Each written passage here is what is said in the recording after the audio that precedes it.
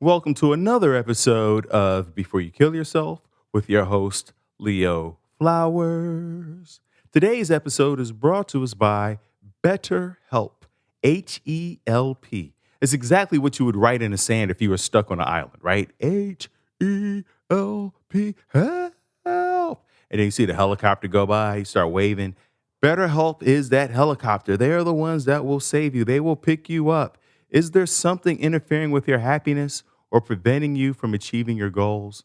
I know for me, it's been a sense of feeling inadequate or afraid of expressing my needs. Because, like, if I express my needs and they say no and they find out what I really want, they're going to leave and I'll be abandoned and I have to start all over again.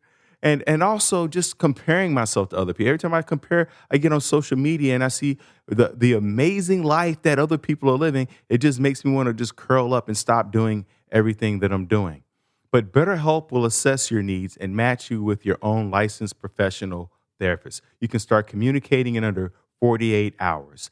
Now, I understand when you are in despair and you are spiraling, you just feel like the last thing I want to do is talk to anybody, but it's the best thing to do. When I was in trouble, when I couldn't see my way through the thickness, through the darkness, it was talking to someone, especially a professional therapist that guided me through. I still have a therapist. I have not only my own therapist, but I have a couples therapist. So me and my girlfriend have a therapist. Like, therapy, talking to someone is so beneficial, but it doesn't feel like it when you're in the midst of it.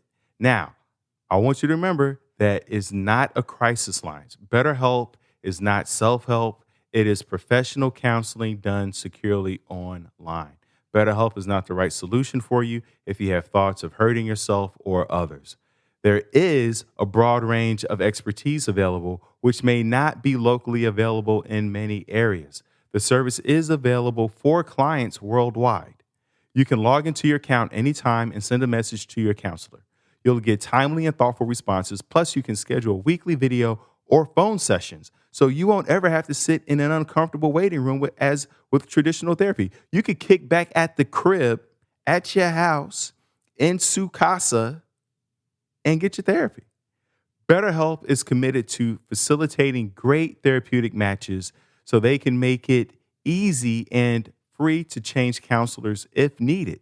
It's more affordable than traditional offline counseling. And here's the kicker, ladies and gents. Financial aid is available. That's right. But you don't have to go to college. College ain't the only one doling out financial aid.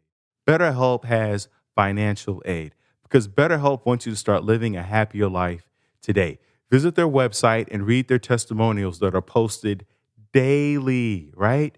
Check them out. Visit betterhelp.com/Leo. That's right, I got a slash before the name. Go to betterhelp.com/Leo. That's better, HELP, and join the over 1 million people taking charge of their mental health with the help of an experienced professional. In fact, so many people have been using BetterHelp that they are recruiting additional counselors in all 50 states. Special offer. Here's a special offer. Check this out. This just came in just now. Special offer for my Before You Kill Yourself listeners.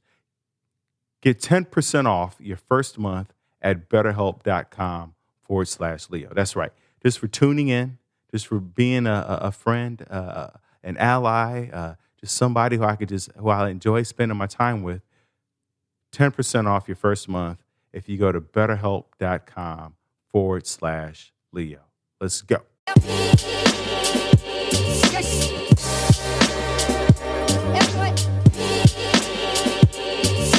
You said do you live in Augusta, Georgia, or you're from Augusta, Georgia?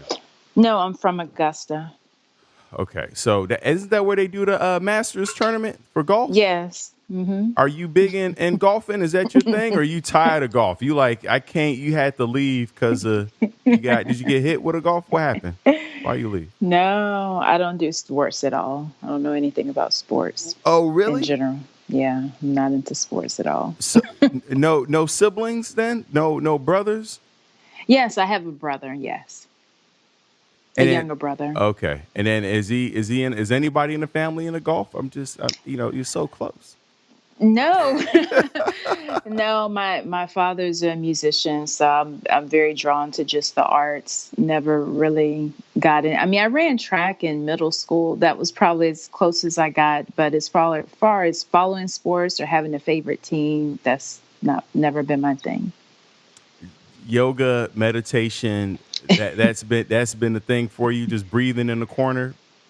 Well, as far as in my adult life, yes, as growing up, I was attracted to the arts, to movement. I was in ballet for 5 years at the performing arts school that I graduated from. I was in mixed chorus and concert choir. So that's really where I spent most of my time. And like I said, I did run track in middle school. I'm very attracted to movement modalities for myself, not necessarily by way of sports. And then I joined the military. I served for 5 years. Really enjoyed running, ruck marching, and all that great stuff, doing physical activities and obstacle courses that I've since retired. So yoga wasn't really a far stretch. My life is about movement. One of the things I love that you use is the word attracted to. Hmm. Because I don't know if I've heard too many people use it in that way. I usually say like one of the things I like or I'm into, but I like that you say Hmm. it. Is there an intention behind using the word attracted? It is for me because, sometimes when you mention, and I like to say movement modalities, and I always ask people when they come and take a yoga class, do you have a movement background? And they say, what do you mean?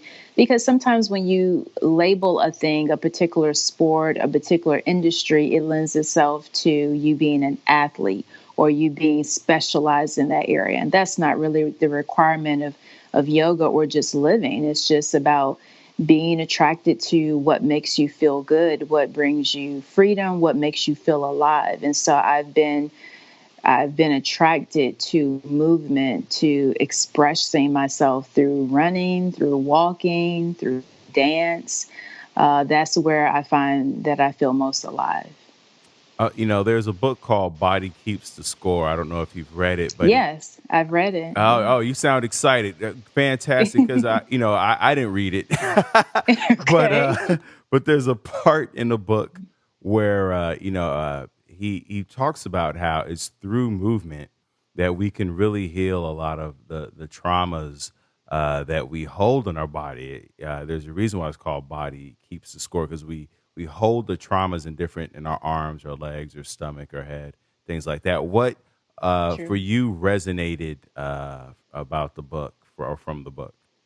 I mean, there's so many, famous quotes and interesting insight in the book. One of the quotes that I like, it's not a direct quote, but there are issues in the tissues. And it's just a reminder to us that when we have experiences, it's not just memories in the mind and the brain, but the body also remembers. We have to remember this is the same body that we've had that has grown and developed with us since childhood. So all those different experiences, whether they be good experiences or bad experiences, the body experienced it all. And it remembers. It remembers and it can easily be triggered. Even though you feel fine in your mind, your body has a response to certain things. So I love the insight in the book. It really brings together that and a reminder to us all that we are a mind, body, spirit. We're not just a physical body that you know lifts weights and it's all about muscle and just being strong and having endurance, but it's all connected. The body is connected to the mind's connected to the spirit, and that's how we experience life through those three parts of ourselves. Absolutely. I always feel better after I incur some type of movement modality, whether it's going for a walk or foam rolling Hmm. or stretching or just it's something about sit. I found lately I've been loving sitting on the stairs. I know that's not really a movement, but there's Hmm. something nostalgic and soothing about just sitting on stairs, whether it's inside or outside. I Wow, don't. that's very interesting. Well, how so? Well, I think that what's interesting is that you have an awareness about it that it takes you to a place of nostalgia. Some people, they don't even have a sense of awareness about why they like doing a particular thing. It's just they don't even take the time to just kind of ponder why sitting in a rocking chair brings me comfort, why when I walk this path do I feel a certain way, and that's what you're practicing. I think is mindfulness. Well, it was something that was brought to my attention via a dietitian, actually, because we were talking about food, and she was saying sometimes people eat emotionally because now she had another word for emotional. I forget what it is, but basically she was saying that sometimes we eat out of stress or boredom, but sometimes we eat foods out of nostalgia, like foods Yes, that remind us of I our do that all the childhood. Oh, you time. do? Yes, I do that all the time. Were I you do aware that. that it was nostalgia, or were you Yes, just thinking like, "What? yes. All right, what's your nostalgia food? No, Don't my hold back." my nostalgia is fish. We just there's a fish place, a seafood place that opened not too far from me, and one of the my mom would cook every day. The only day that we would be able to not have a home cooked meal, of course, when you're a kid, I'll just speak from my own experience. I always wanted to eat out, so one of the 2 days that we could eat out was on Friday and Saturday. Friday was Fish Friday. And then Saturday, we could have a choice of pizza or something else. So I tend to have fish on Friday. My grandmother was from Mississippi. I would spend summers there, full summers, uh, picking all types of different things. But one of the things that she would also fix was fish and blackberries that we would actually have to go out and pick, bring back to her, and she would cook. So having fish, particularly on Friday, brings me a sense of comfort and when times were easier, when there was a sense of innocence, and it just takes me back and just makes me smile. I love that. Now, I would assume that, well, for me, my nostalgia is food is ice cream. And Oh, okay. it's because when I was in kindergarten, I was walking home and I was stung by a bee right up under my eye. And I remember I came home and fortunately I'm not allergic to bee stings, but we got the sting out of there, and then we sat on the porch and ate ice cream Oh, outside nice. the house. So I always go back to ice cream, but I've just been recently coming back to the porch for stairs, just Mm-hmm. for, I guess I didn't even think about the two together specifically like that. But so I would imagine if, those foods bring you back to a time of comfort, a time of peace and joy, and then to read the book, The Body Keeps a Score. At some point, that peace, that comfort was disrupted. Was there some trauma that happened in your childhood? No, not necessarily any particular trauma.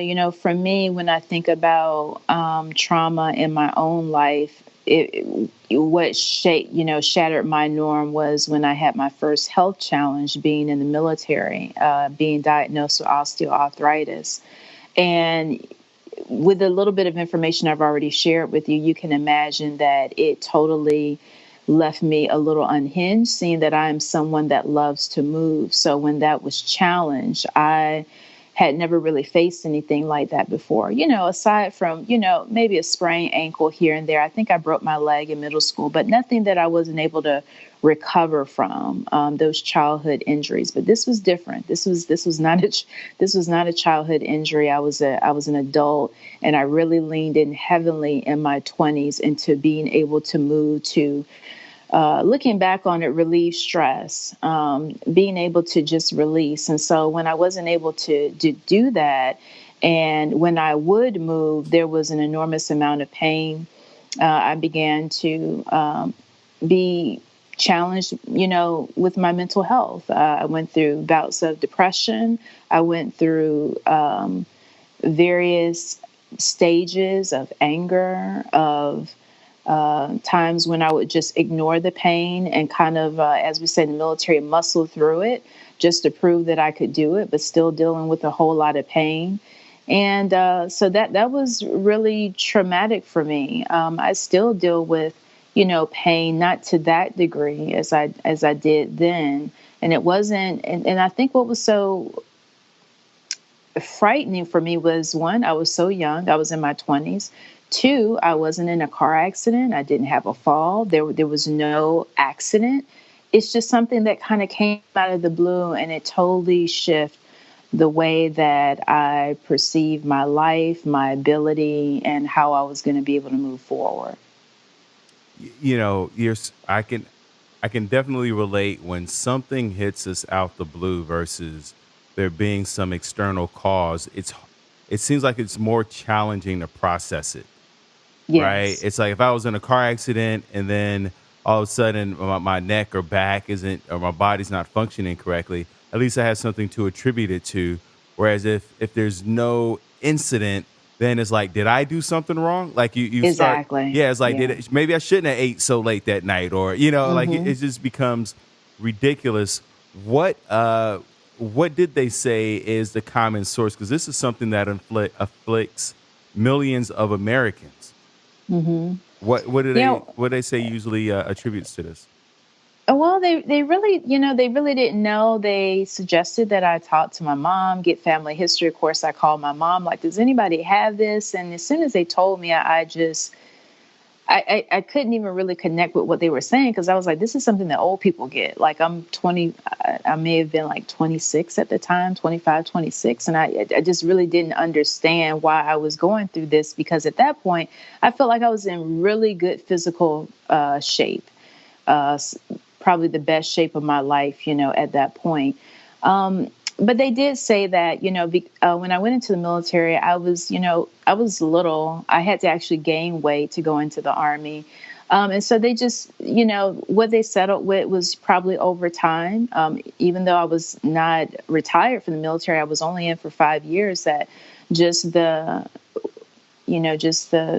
chronic carrying weight, ruck marching, running, uh, over a long period of time, had an effect on my spine and my support system. And that's pretty much what they could attribute it to. Something that I loved and enjoyed doing. And that didn't make it any easier for them to say that to me, because doing those things made me feel strong. It made me feel empowered. So to say that that was the cause was definitely something that was hard to process. Yeah, I can imagine. I mean, about 50 million Americans are affected by some type of chronic pain, which is Hmm. why you see like the number of opioid deaths going up. With the painkillers now. So did you take painkillers in the beginning, or what were the initial uh, treatment? What was the initial treatment for it, and then what did you Hmm. start doing? What are you currently doing now for it? Yeah, so in the beginning, it was kind of standard protocol. I can remember, at that time I was stationed at Fort Rucker in Alabama, and basically they sent me to physical therapy. The standard: go to physical therapy, take Motrin, relax, put your feet up. And that's not really something that I knew how to do in my 20s. So that didn't happen. But I did go to physical therapy, and I went through the number of sessions that I was supposed to go through. And, it would provide a little bit of relief, but my life, my body was different. It wasn't the way that it was before.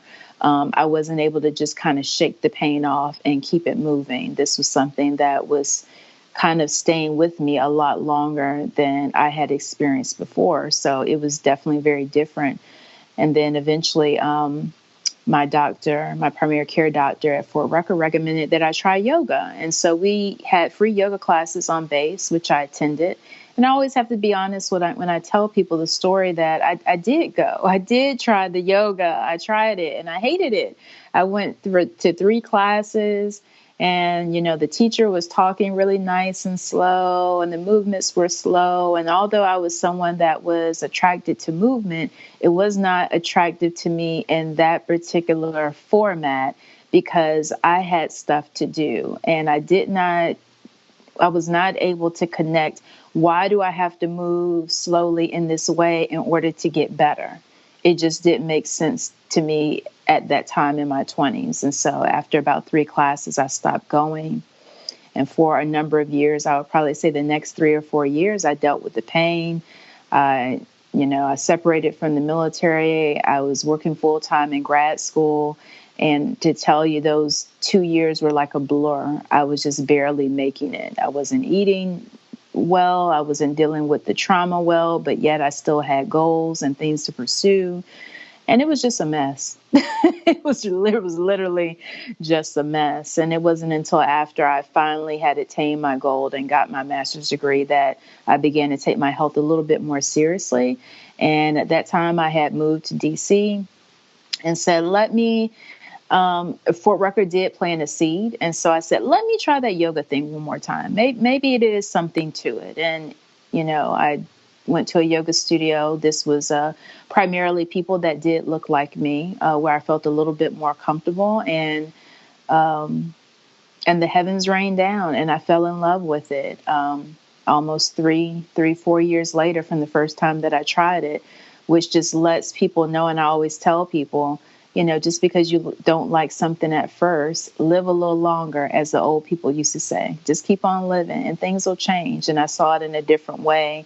Of course, I had a different teacher, a different environment, but I also came to the practice with an enormous amount of stress, pain, and experience that I had lived with prior to when it first happened. So I was a little bit more open on the back end.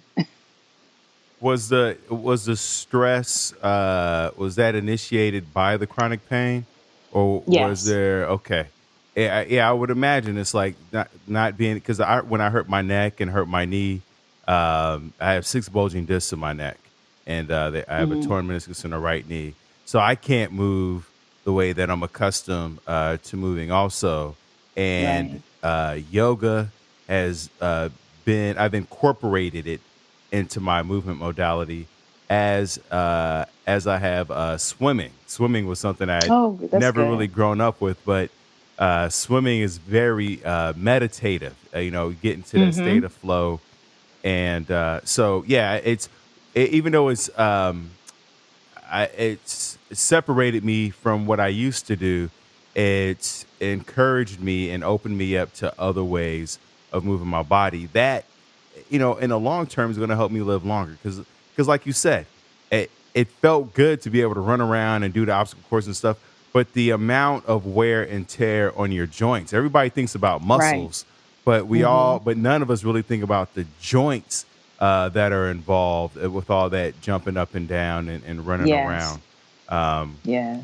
the other thing I wanted to unpack too was you mentioned, you know, yoga the umpteenth time around stuck because you found an environment of people who look like you and it felt better. And I think like a lot of people underestimate the importance of finding an environment that you feel comfortable in versus thinking you're uncomfortable because of you or who you are.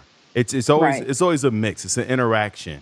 But if you're for the listeners out there, if you are taking a class or a session or you're working with somebody, you're in a relationship where you're not comfortable, yeah, partly it's you, but it's also partly the other people or the surroundings. It's just the city, it's the class, it's whatever it is. Yes. And so and not to say drop everything and change everything overnight, but slowly plan out and keep trying. Basically, that's the message here is keep trying until you find a place where you feel comfortable. Yeah, I would definitely agree with that because there was something about the practice that I knew it was beneficial. It wasn't something that the experience I had at Fort Rucker was something that I wasn't attracted to. I didn't want to go back. But the seed was planted that there was something to this. And I had to come to a point in my life where I was able to actually slow down, do a little bit of research, and be more attentive to if this is something that you really want to do, You need to research it and find a place versus just, like a lot of us do. It was on base, it was convenient, it was free. The second time around when I went to this particular studio, I had done my research. So I knew what kind of classes they had. I saw the website, I saw the pictures, the owner. So I was going into an environment that was well researched. Now, for me, my first experience with yoga, I hated it also, cause Okay. cause when cause it was it was what because I didn't do any research. I didn't have that opportunity the first time when I was playing college football. Our football coach thought it'd be a great idea to bring in one yoga instructor for all 70 or 80 of us football players and just to teach us yoga for a day. Hmm. And we both know you're not going to get yoga in a day, you know, and Right. especially with one instructor for 70 or 80 guys. I mean, we did our best, but I just remember hating every moment of that experience because, when you're training for football, you're not usually the most flexible, Right. person. Yes. And I was Hmm. like, oh, I'll never do that again. And then after the injury, I was like, all right, okay, what's left? Oh, I can't do this. Okay. But then I discovered that there are different types of yoga. I think that's the Yes. thing that most of the public isn't educated on. Or can you talk to us about the type of yoga for people who have chronic pain and then kind of the other types of yoga? Yeah, I'm excited to say that yoga has definitely evolved since the time when I first started my practice, which was back in 2009. That's actually when I started practicing. And right now, I think there's, definitely a lot of information. You would definitely, need to do your own research, but there's been so much new research that really lends itself to people that want to practice yoga, not to, quote unquote, get a yoga booty or to get more flexible, but for the people that are in chronic pain, back pain, those that are dealing with health crises that they are recovering maybe from cancer or other health challenges, there is now a lot of specific information and even certification specifically for yoga for arthritis, yoga for chronic pain, breath work for reducing stress. A lot more things that are available now versus when I first started. When I first started, I actually gravitated. You're not going to be surprised when I say this. I gravitated towards power yoga, of course. So even though I wasn't running anymore, I was still drawn to the strength of a movement. That's what challenges me. So I had my stint with power yoga, and then I found hot yoga and fell in love with hot yoga. Um, but the problem is sometimes we come to the yoga practice and we are drawn to the asanas, the actual postures, and not necessarily thinking about it being the science of yoga, the mind body connection. And that is not about bringing this fitness modality or this fitness mindset to the mat, because what eventually happened was I was pushing myself so hard in yoga, I actually injured myself in a yoga class. Yes, it is possible to injure yourself in yoga. I pulled both hamstrings.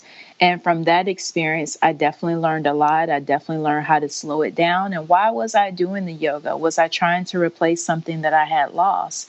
And so, from that standpoint, I began to learn a lot about restorative yoga and yin yoga, the slower, the more gentler side of yoga that still has amazing benefits for those that are dealing with stress and chronic pain. And so, I began to practice yin yoga, restorative yoga, gentle yoga, not moving so vigorously, not trying to push myself into poses and make my body into different shapes.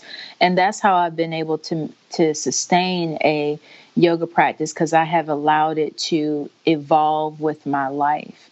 Um, and it's been a beautiful evolution. But many people, they will stick to one particular type of yoga. They love it. I know people that have been practicing hot yoga for years and they don't want to practice any other type of yoga, and that's fine. But most of the public is most familiar with hatha yoga. Hatha yoga basically focuses on the postures and in a slow pace, and also connecting the breath with the postures is known as vinyasa yoga, which can also be termed power yoga, where you inhale on one movement and exhale on the next movement. And it's almost like dance and motion. That's why I was drawn to vinyasa yoga. It's almost like a rhythmic dance on the mat. You can make it as vigorous or you can make it as gentle as you like. However, I was drawn to the more vigorous type. But here I am at 45 and still have a good practice. It may not necessarily be the strongest practice, but I feel good in my body. I feel good in my joints. And many times my practice simply consists of breathing, being able to just pause and do breath work for 10 minutes. And so I've been able to allow, as I mentioned before, my practice to evolve with me and what I need and not be so stringent and put myself in the box as I did before in my younger days. That space between being diagnosed with osteoarthritis and you finally getting into a yoga practice that works for you, all the emotions that were going through you from the anger, the partly probably denial, I would imagine. How did you Yes. manage in that time? Because you didn't have the practice at that time. How did you manage the anger? What did you do with the denial? What did you do with all those emotions? Did you go to therapy? How did you handle that? At that time, I was not going to therapy. And what a lot of, some, I can only speak from my own experience. I have a lineage of women that you serve. You find another way to continue to move in the rhythm of doing. So I put myself in school. So I made sure that I kept my mind busy to distract from the physical pain that I was dealing with.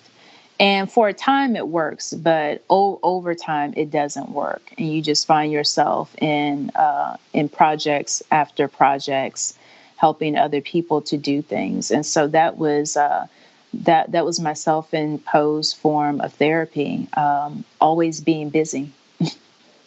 I get that. There's a Yeah. time for that. Hmm. Mindfulness is good. There's a time to just act, right? You just got to Hmm. go, and we could check in with ourselves later on. What'd you get your master's in? Human resources administration. And what'd you plan on doing with that? You said you had a list of goals. So were you trying to be HR at Apple or a country? Like, what was you trying to No, take over? it was no, it was just it was very similar work that I had done in the military. So I did a lot of training in the military. So when I got out, I found a component of a degree that incorporated training, and it happened to be in the field of HR. So I actually work for the federal government, do a lot of supervisory trainings, something that I really enjoy and passionate about. Even in my own wellness business, I love to train and share information with people. I love that. Now, why the military? I mean, and I'm not asking this because you're a woman. Even if you were a Mhm. man, I'd be like, why the military? Yeah. What led you? Is there a family history? There is a slight family history, but sometimes we choose things, or things choose us due to a crisis. At that point in my life, I was not in a healthy relationship and felt like I needed a fresh start. And the military was a fresh start. I was not one of those kids. I already mentioned I went to a performing arts high school, so we didn't have JROTC or anything like that. My dad did serve in Vietnam, but once again, going back, and this is just from my time in meditation, just learning more about myself and looking back at my life and how I have certain patterns and certain behaviors and certain things that I'm attracted to and drawn to.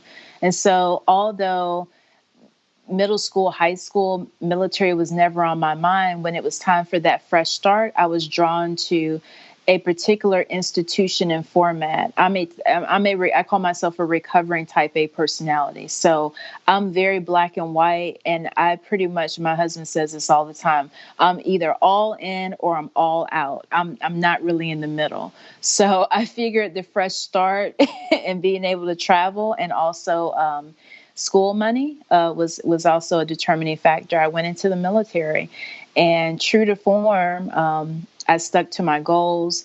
My leadership really wanted me to reenlist and stay in, and I just had a plan. I was going to go in, learn all that I could, and continue to go to school. So I did complete my undergrad degree while I was still active duty. I had great leadership that allowed me to go to school, to sometimes even leave work early to go to school. And when it came time to reenlist, I made the decision that the military was not a career move. It was a strategic move to just have a fresh start on life. And as soon as I got out, I think it wasn't 6 months later, I was in grad school using my GI Bill. So that's kind of the story behind that. Wow, it sounds like you had I don't want to say great experience, but like an effective experience in the military. And because I've heard war stories about, yeah, I thought they were going to pay for my school, but then that didn't really work out.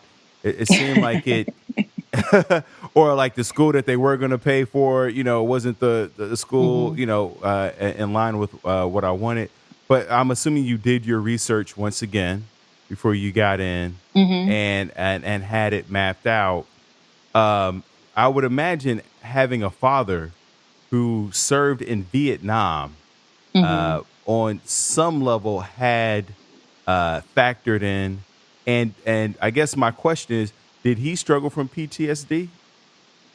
My father has definitely had his struggles, and even to this day, he doesn't talk a whole lot about it. But he has admitted, as he's gotten older, that yes, he may have suffered with some PTSD coming out of Vietnam, and it's so interesting that I never saw the military on my agenda, but it has shaped me in such a way that my husband is retired Navy, and my brother also is a veteran. He served in the Air Force for 12 years. So, everybody has a different experience in the military. I also think it really goes back to, what is your why? Why did you go in? I talk to friends of mine that are veterans, and they're like, I didn't know that, or I wasn't provided with that, but I keep going back to, I had great leadership. I knew exactly what I was going in for. I wasn't, I didn't deter from that. Um, and when I got out, I knew what benefits, were available to me. I knew about disability and, if I had any type of ailments, how to complete the paperwork. I just stayed on target because I knew that it wasn't a career for me. It wasn't, it was a decision to give me a fresh start to come back to being a civilian. So, I'm yeah. glad you shared that, and for the listeners out there, I'm asking these detailed questions because I know I have so many people who are thinking about joining the military or have joined and gotten out and aren't receiving the benefits that they should. So I really Hmm. just want to encourage the listeners to ask more questions, to be more Yes, curious, to do your homework, because there are so many resources out there for you that I'm sure you're unaware of, and you just have to ask more questions and be more intentional about what your path is and what your why is. absolutely. So going back to yoga and the mind body connection and figuring out your why, I love that you mentioned that you did pull two hamstrings, because a lot of people would talk about, oh, yoga's the best thing, like anything that's wrong with you, you could break up, divorce, it'll fix your credit score. Like they act like yoga is the cure all. You like, nope, I pulled two hamstrings at Right. the same. I was trying to do too much, and Hmm. and so for what I've learned to do is, when I do take yoga class, is I get there a little early and I let the instructor know that I'm new to yoga, even Hmm. though I've been doing it forever. I always, anytime I have a new instructor, because I travel a lot, so I'll do yoga at different places. Okay. I always go in as if it's my first day. I'll be like, I don't really know what I'm doing. Can you coach me or adjust me? Mhm. Or I had this pain here. What should I do for that?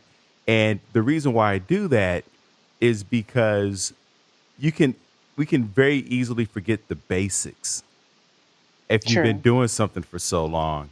And I also find that I always end up learning something new, a new Mhm. stretch, a new pose, or what the source of my pain can be.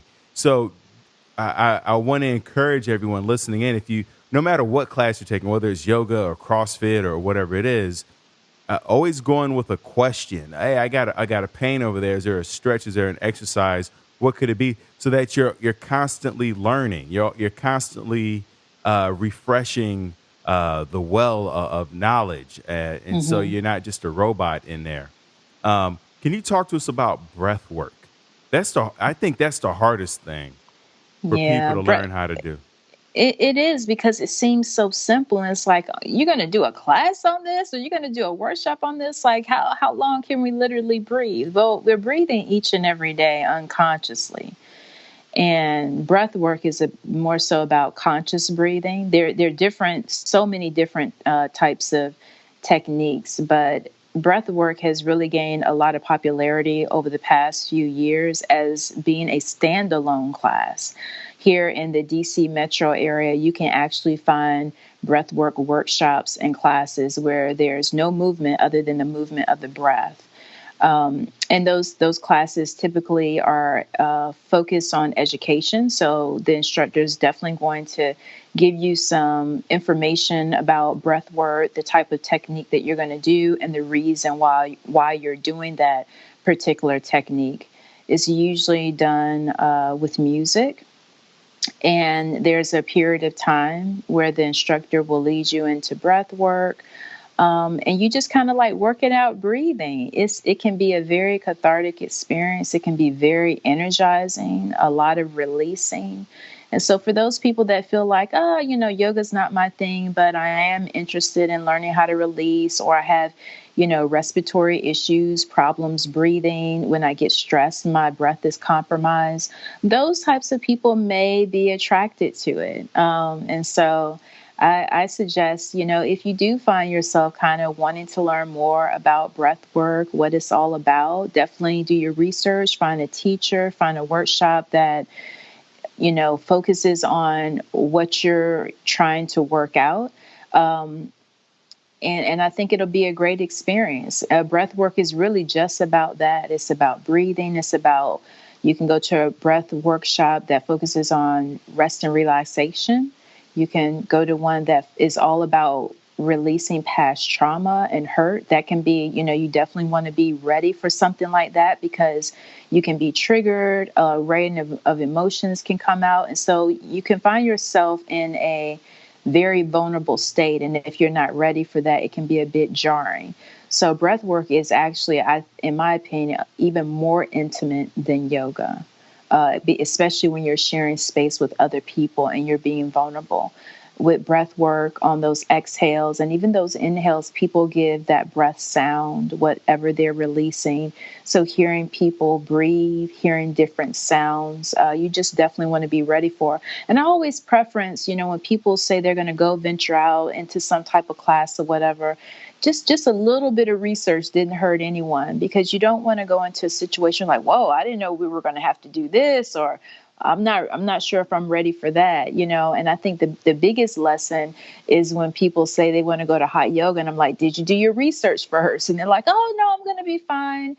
And they go to the class and they go to what was known as Bikram yoga, where it is 105 with 30-40% humidity.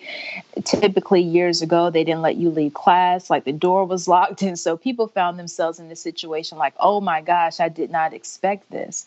So you always want to do a little research so that you have some type of understanding of what the expectation of the class is. Absolutely. Like, look at those Yelp reviews. Mind Body Online is a great app for real. Yes. Yeah. And one of the things that I do too is I'll type in a place on Google, and then I'll type in news to see if the place was in the news lately for whatever reason. Oh, that's a great Um, tip. but yeah, so I always type in a thing in the news, like what's going on over there. Um, Mhm. and yeah, because you're right. With I took the place was called Bikram Yoga, Mhm. and then they had to change it to a hot yoga or whatever. And you're right, they weren't letting people out of class, and they wouldn't let you drink water. Right. She'd be like, "You'll drink water." I was like, I thought this was a loving, compassionate, safe. I thought this was like I thought this was like the embassy. You know what I'm saying? I thought like, I can't tell you how many people have just they had no clue what they were walking into. So anyone that even they just say hot something, I try to give them my spill because there's nothing worse than going in that hot yoga space and you feel trapped and you're like, what did I just pay for? From them not having music. And this is from a traditional standpoint. I don't know how it is now because I don't have a consistent hot yoga practice. But when I was going to a traditional Bikram studio. So there's no music, there's no talking, only the instructor is speaking. That heat is set, the humidity is set. You drink water, sips of water when they tell you you can drink sips of water. And when you're feeling nauseated or whatever, they'll let you sit down. Remember, this was my experience. I know that some hot yoga studios are very different now. So, and if you wanted to leave, you were highly discouraged not to leave, to sit there, to work it out. And when you get yourself together to join the class, everybody's not ready for that.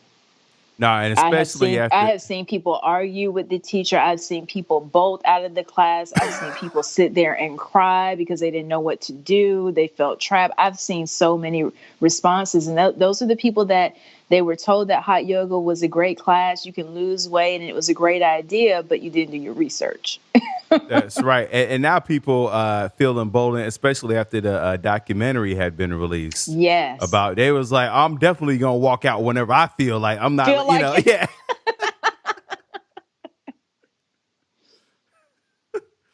Yeah. Yeah. Do your research. But you're right. Like hot yoga felt so good, but I realized I had to pace myself. Like I'm good with hot yoga Yes, like once a week. I can't do that every day. It's every day. addictive. It's Yeah. addictive though. You're like, oh, I'm gonna feel. It really is, especially to, you sound someone that kind of speaks my language, like a recovering type A personality. Oh, I fell in love with that. That was my jam for a long time. But I realized that, it wasn't something that I didn't want to be in that space all the time. And so it slowly waned and it began to evolve into, a gentle practice and other things. But what I love so much about yoga is that I've had an opportunity to explore different lineages, different types of yoga, and I've gotten from it what I needed, and I'm able to just float on to something else. I love that. Now I also want to get into, because I'm a huge fan of yoga nidra. Anybody out Oh, there yeah. Mhm. struggling with sleep, like yoga nidra, talk about my jam. That's my jam right there. It's like, feel your feet, feel the back. I'm like, the back of my Yes. neck. Yeah, it's a little creepy too, but it puts me to sleep. Can you talk about yoga nidra? Yoga Nidra is actually trending. Like it's very similar to breath work where people are like really rediscovering these ancient practices that you would typically only get in a yoga class, and now they're becoming more standalone, which is a great thing because those standalone classes draws a different demographic. So if you happen to always be someone that's like, oh, I'm not flexible enough, I'm not the right size, or I'm too old to do yoga, now you have these components of yoga that you could only get in a class that are now standalone workshops and standalone classes. So yoga nidra is a ancient practice that really means yoga sleep. And I think it's like an hour class can be equivalent to like 2 or 3 hours sleep or something around there. And we're finding that people that had issues with sleeping, those that have problems with just resting and always on 10 all the time and don't know how to slow down, that yoga nidra is something that really has been beneficial and helpful for people. And I can tell you just here in the area that I'm in, I have a good friend that teaches yoga nidra classes, and her classes are always packed. You couldn't even imagine probably years ago where you're going to pay money to just go and lay down and go to sleep and for the person just to talk to you. Yes, people are paying for that. The body scan, the language that's used during the yoga nidras, the music is very soothing and relaxing, and it's really helping people to get the rest and the sleep that they really need that they may otherwise couldn't get on their own. Uh, the sleep industry is blowing up right It now, is. Yeah. especially because everybody kids at the house and they like, man, help me escape. But the yoga nidra, I meditate to it every night before, or Hmm. most nights before bed, because it does that body scan where it Yes. helps you notice parts of your body. And what I love about the yoga nidra is that it also helps me regulate my emotions in terms Hmm. of I used to just be like, oh, I'm angry.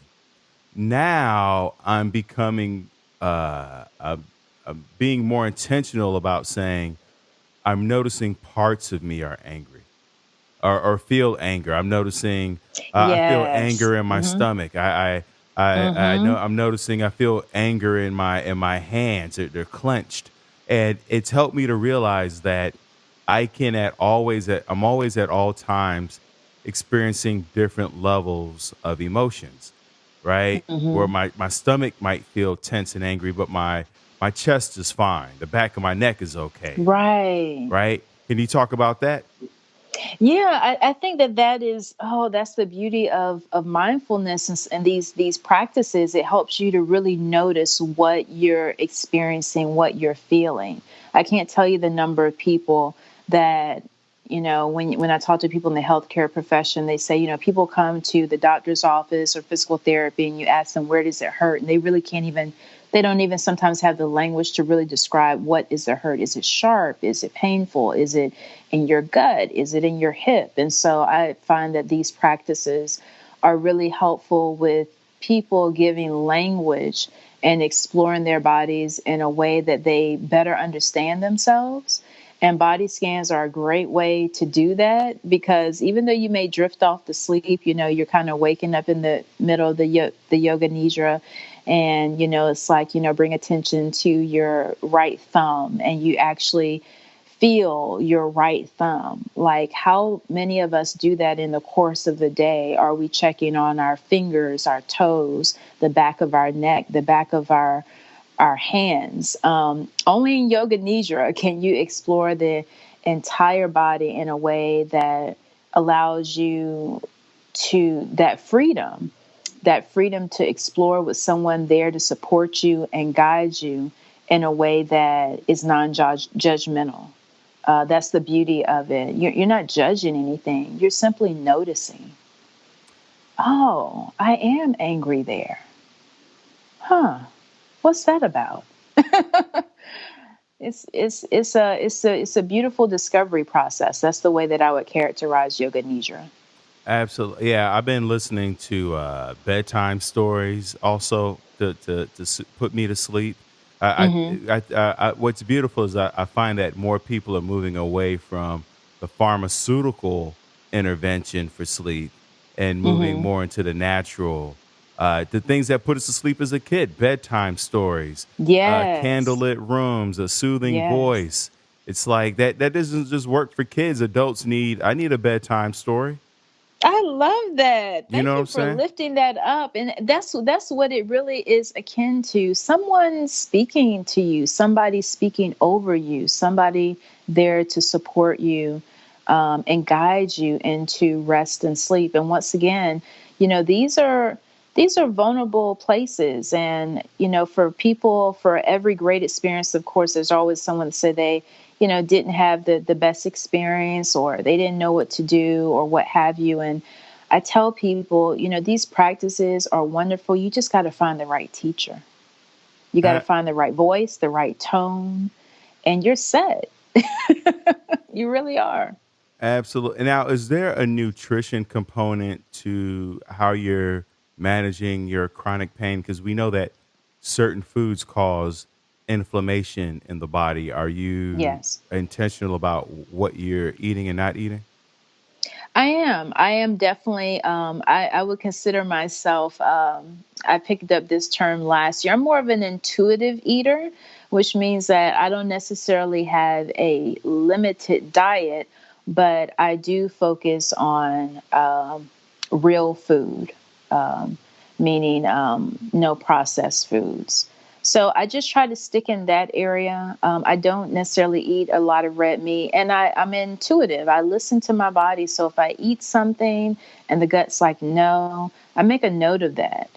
I really do. As I've gotten older, I've definitely gotten better at it. I know when something doesn't agree with me, and as much as I like it, I try to just set that aside and find something that is going to be more beneficial for my body, something that my body really loves and craves. Which typically in my case, fruits and vegetables. I do eat chicken, and I eat a lot of fish. So that's something um, that has definitely been helpful for me when dealing with chronic pain.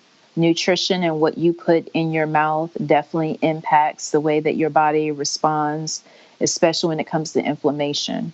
So I am aware of that and try to make the best choices that I can with the options that I'm given. And what's powerful about what you're saying too is that you're taking the notes versus opening up a magazine and reading about the 8 foods that cause inflammation and the 7 foods you should. It's like that's helpful as a guideline, but at the end of the Right, day, all of our bodies are different, right? right. And so we And got to keep notes on ourselves. Go ahead. Yeah, I think a lot of people, and I've fallen into this category too. It's like, I don't want to think about it. Just tell me what to do. Like, how many of us have just kind of felt like that? It's like, I don't feel like doing the research. Like, just give me an article or give me a plan and I'll just follow it. And the thing is, in the beginning, that's okay. We may need that support, we may need that guidance, but as someone where you plan to live long term, there is a level of responsibility that you have to take when it comes to your own health and well-being. And that guide or that magazine article can be a start, but that definitely can't be a long-term strategy. You do have to listen to your body. You do have to notice how you're eliminating, when you're eliminating. You do have to notice when you're dehydrated and versus when you are hungry, whether you drink something or eat something. You do have to become more intuitive about what your body's needs are because you are the expert on you. I love that. You are the expert on you. That might be the title of this episode. Um, So tell me, speaking of you, you're the CEO of Mind Body Faith. What is Mind Body Faith for the listeners out there? Yeah, Mind Body Faith is a lifestyle and wellness brand that focuses on rooted in faith, that focuses on helping people to better understand contemplative practices and how they can be relevant for modern times. I myself am a Christian, and so I also have studied Christian meditation along with other forms of meditation. And so, for that community that has also molded and shaped me in the church, I wanted to create this as an offering for those people that, are a little hesitant about meditation and yoga, and they're not really sure how it fits into their life. Do they lay down their faith to make this choice, or can they do them both? And so that's what it's about. It's about helping them better understand these holistic wellness practices and also contemplative practices that are found in the Christian traditions, such as fasting and meditation and prayer. Contemplative practices that we don't necessarily think about outside of church sometimes, but can be a beautiful complement to wellness. That's it in a nutshell.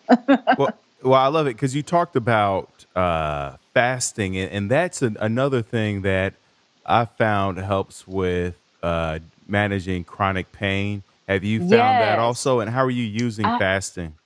I have too. That's so interesting that you brought that up. So I have two methods of fasting. So, from a wellness standpoint, I have been incorporating intermittent fasting I would say consciously for the past 3 years.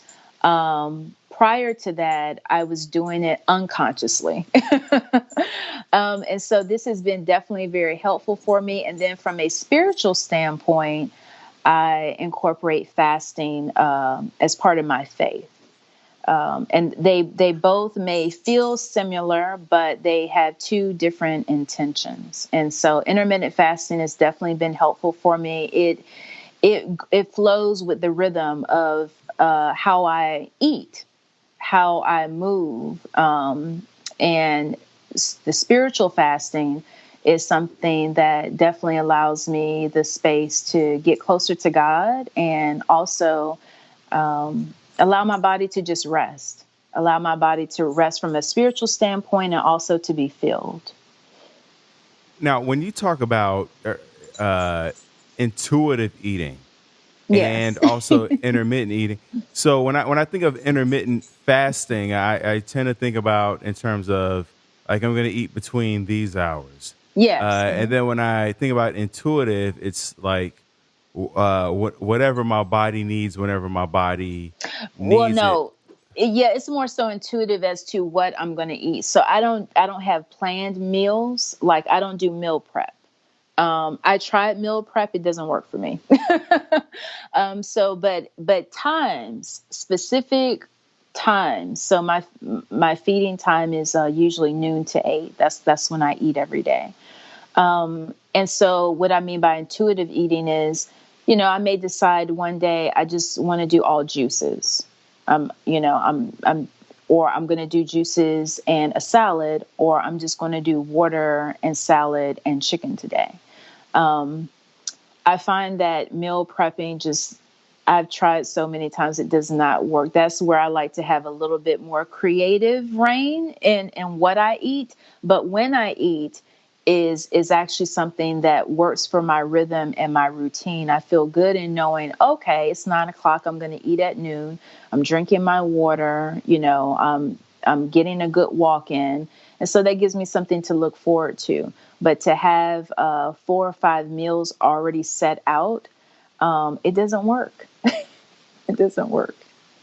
And then the last part about regarding chronic pain is I've also found that the way I express myself verbally, because we talked about, moving, getting into the movement modalities in terms of maybe healing and managing trauma and dealing with pain. But I also found that there's a verbal dexterity that I had to acquire Hmm. because things left unsaid can fester in the body and manifest itself as chronic pain. Have you found that also? I have maybe in the past, not so much now. Um, Definitely in the beginning, I did a lot of suppressing of my emotions and felt that more manifested in my body, if that's what you mean. Right. Um, and what has been helpful for me is journaling and actually expressing myself.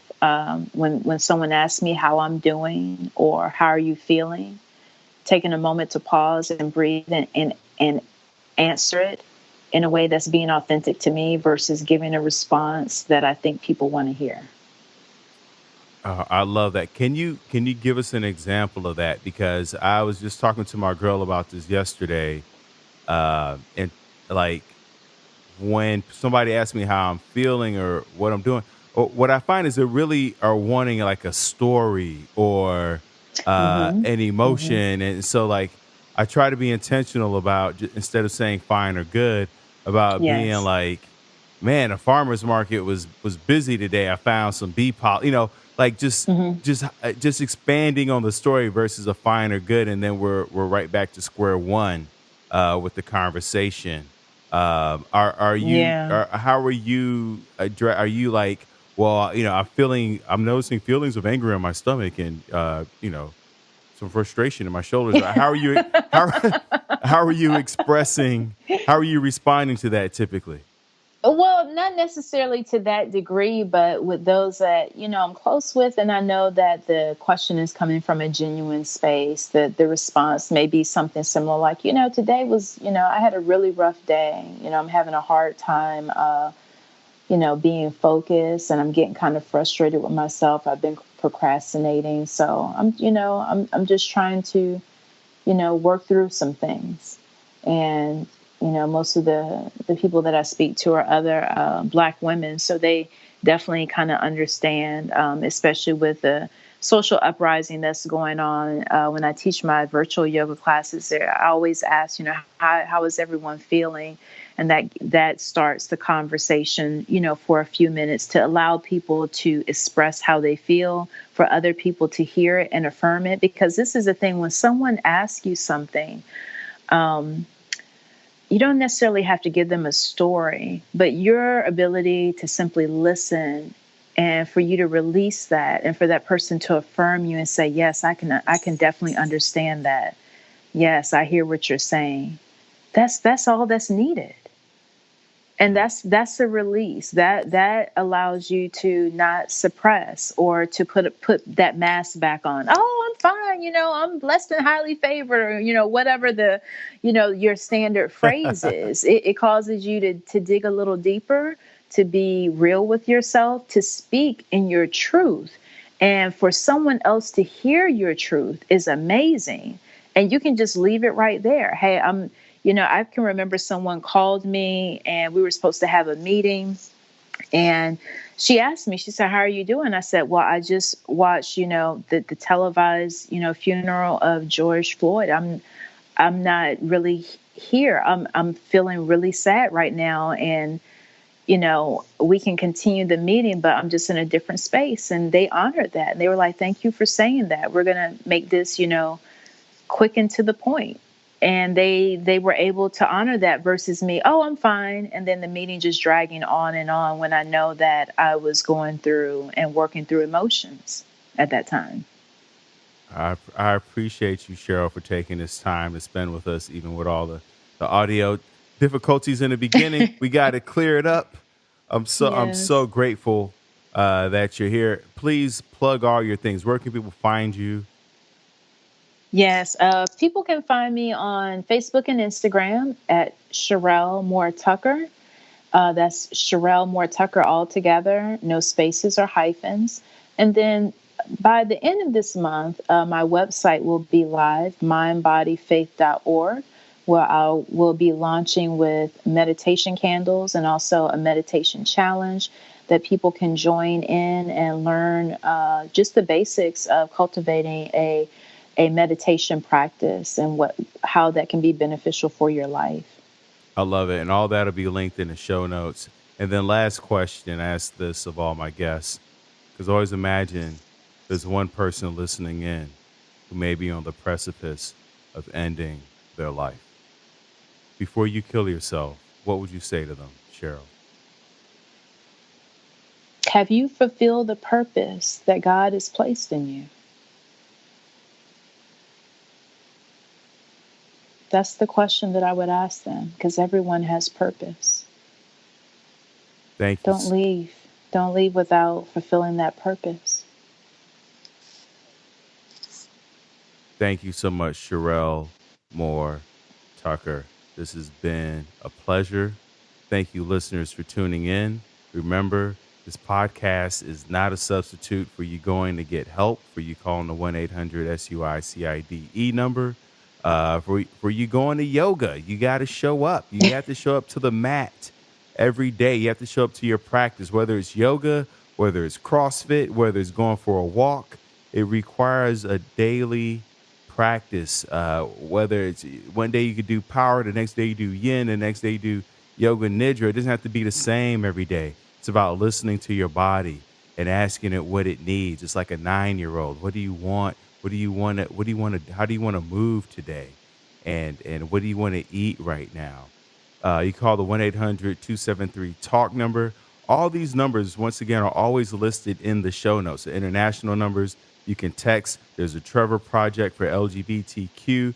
There's all the numbers, all the groups are listed in the show notes. You can always go to thrivewithleo.com for one-on-one coaching with yours truly. Let's get to tomorrow together. Thank you so much, Sherrell. Thank you. Welcome to another episode of Before You Kill Yourself with your host, Leo Flowers.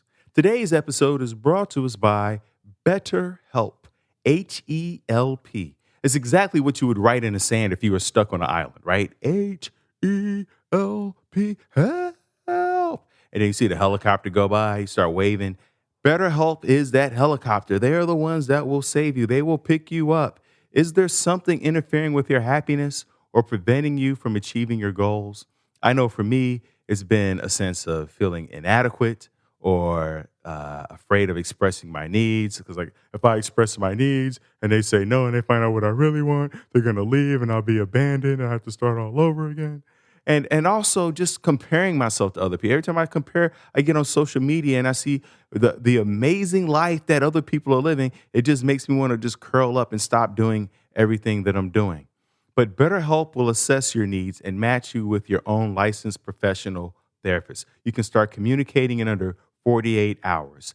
Now, I understand when you are in despair and you are spiraling, you just feel like the last thing I want to do is talk to anybody, but it's the best thing to do. When I was in trouble, when I couldn't see my way through the thickness, through the darkness, it was talking to someone, especially a professional therapist that guided me through. I still have a therapist. I have not only my own therapist, but I have a couples therapist. So me and my girlfriend have a therapist. Like therapy, talking to someone is so beneficial, but it doesn't feel like it when you're in the midst of it.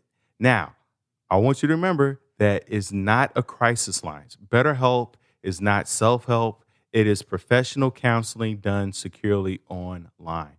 BetterHelp is not the right solution for you if you have thoughts of hurting yourself or others. There is a broad range of expertise available, which may not be locally available in many areas. The service is available for clients worldwide. You can log into your account anytime and send a message to your counselor. You'll get timely and thoughtful responses. Plus, you can schedule weekly video or phone sessions, so you won't ever have to sit in an uncomfortable waiting room as with traditional therapy. You could kick back at the crib, at your house, in su casa, and get your therapy. BetterHelp is committed to facilitating great therapeutic matches so they can make it easy and free to change counselors if needed. It's more affordable than traditional offline counseling. And here's the kicker, ladies and gents. Financial aid is available. That's right. But you don't have to go to college. College ain't the only one doling out financial aid. BetterHelp has financial aid because BetterHelp wants you to start living a happier life today. Visit their website and read their testimonials that are posted daily, right? Check them out. Visit betterhelp.com/Leo. That's right. I got a slash before the name. Go to betterhelp.com/Leo.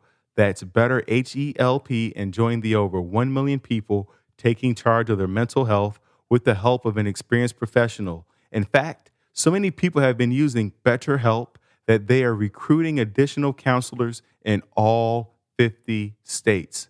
Special offer. Here's a special offer. Check this out. This just came in just now. Special offer for my Before You Kill Yourself listeners. Get 10% off your first month at betterhelp.com/Leo. That's right. Just for tuning in, just for being a friend, an ally, just somebody who I enjoy spending my time with. 10% off your first month if you go to betterhelp.com/Leo. Let's go.